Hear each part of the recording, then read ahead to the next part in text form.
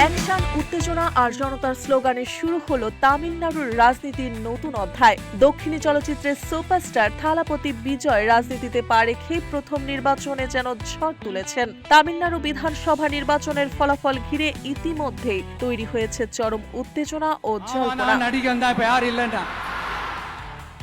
জীবন অবাক না করলে কে করবে? 28% মিল্ক ফ্যাটের অবাক করার সাথে ফ্রেশ মিল্ক পাউডার। জীবন অবাক করুক প্রতিদিন। সর্বশেষ তথ্য অনুযায়ী 234 আসনের মধ্যে বিজয়ের নতুন দল টিভিকে এগিয়ে রয়েছে 106 আসনে। অন্যদিকে দীর্ঘদিনের শক্তিশালী বিরোধী দল এআইএডিএমকে এগিয়ে 78টি আসনে এবং শাসক দল ডিএমকে মাত্র 47টি আসনে এগিয়ে রয়েছে। দুটি আসনে এগিয়ে রয়েছে অন্যান্য প্রার্থীরা। ফলে রাজ্যের রাজনৈতিক মানচিত্রে বড় পরিবর্তনের ইঙ্গিত স্পষ্ট হয়ে উঠেছে। রাজ্য সরকার গঠনের জন্য প্রয়োজন 118 আসন। সেই সংখ্যাগরিষ্ঠতা কেউ এককভাবে না পেলে জোট রাজনীতির খেলা শুরু হবে বলে মনে করা হচ্ছে। রাজনৈতিক মহলে গুঞ্জন, এআইএডিএমকের সঙ্গে জোট গঠনের সম্ভাবনাও উড়িয়ে দেওয়া যাচ্ছে না। এমন পরিস্থিতিতে প্রধান শরিক হিসেবে থাকলে মুখ্যমন্ত্রীর আসনে থালাপতি বিজয়ের সম্ভাবনা আরও জোরালো হয়ে উঠতে পারে।